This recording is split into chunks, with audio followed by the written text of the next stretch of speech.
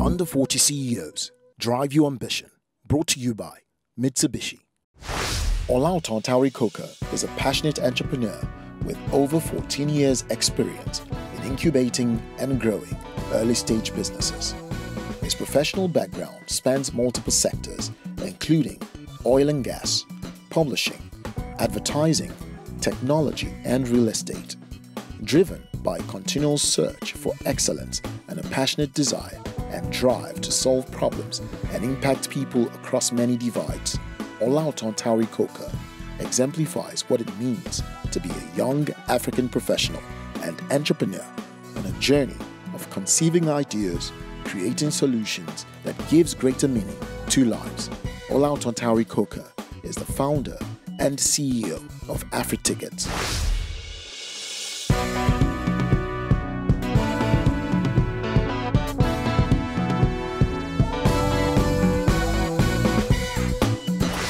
All right, man. Thank you for taking this ride with me. My pleasure. My pleasure, man. Nice car. All right, thank you. Yeah, you should get one of these actually. I think I might. Smooth. As long as the price is good, I'm in. Right.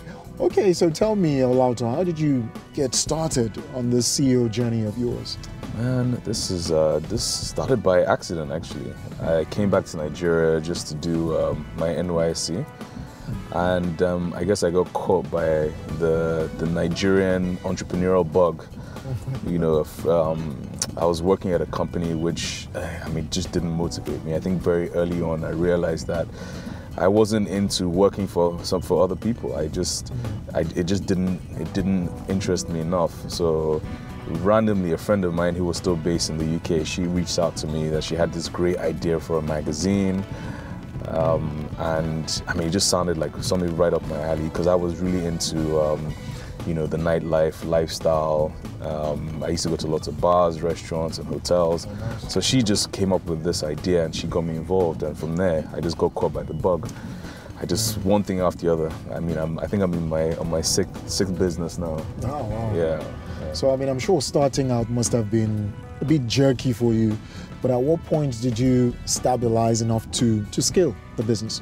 I think running a business is jerky throughout in Nigeria. There's always one thing, that's gonna just come out of nowhere from the woodworks and shock you. Power issues, your car breaks down, your staff don't turn up, or something just always happens. But it really took about, I'd say about a year, 2 years to really stabilize. Yeah, because you have to learn how, find out whether you have product to market fit. You have to try and understand whether the consumers actually want what you're offering, and you have to make sure that the business, the way you're operating the business, actually is right for this environment. All right. So I know you've had to switch gears between being a publisher to owning one of the biggest ticketing platforms in Africa, to running a co-working space, and even being an investor. How do you do it all? Well, I have to admit, it's not the easiest thing to do, but then you just need to have the right teams around you. Having the right team around you makes your life a lot easier. You're able to delegate properly and to get things done at the level that you need to. So, have you ever made a business decision that you've had to back up from? Oh yeah. I've made, that's to be honest, I've made many.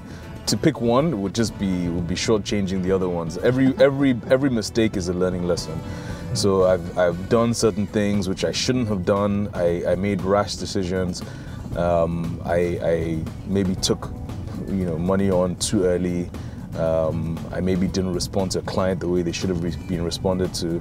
But I mean, those are all part of the learning process. I mean, I started out when I was 23, so I mean, I was still maturing as a human being, let alone a business person with 20 people working under me. So I've had to learn over time that, you know, you have to try and think and, you know, use a calm mind to approach every situation. All right, so looking back now, is there that one mistake you wish you never made? Okay, yes. I mean, I should have moved into digital. When I was publishing my magazine, I should have switched over to a web platform sooner. I stayed too long in physical publishing, and it was just too expensive.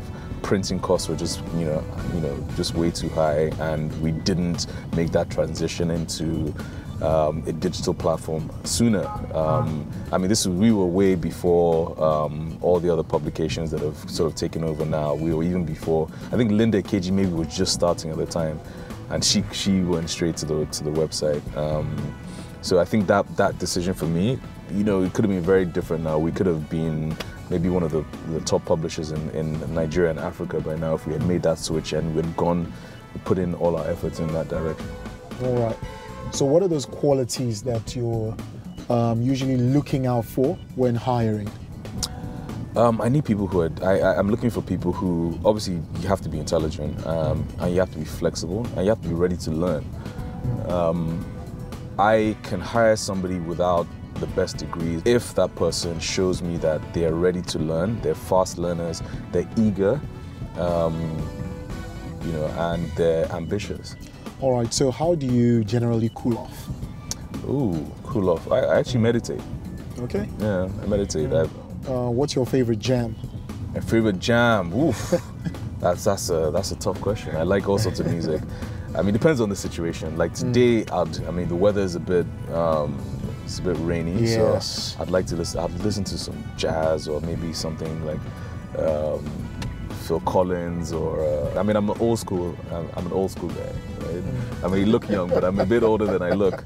So I would listen to something slow jazz. Okay, cool. So lastly, I'd like to know, Olaotan, what drives your ambition?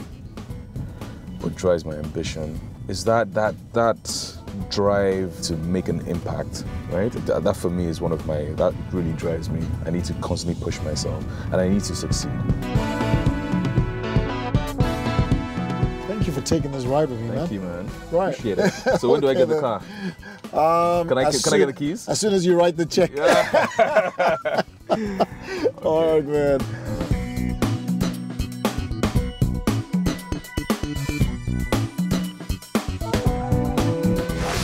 Massilia Motors, sole distributors of Mitsubishi Motors in Nigeria.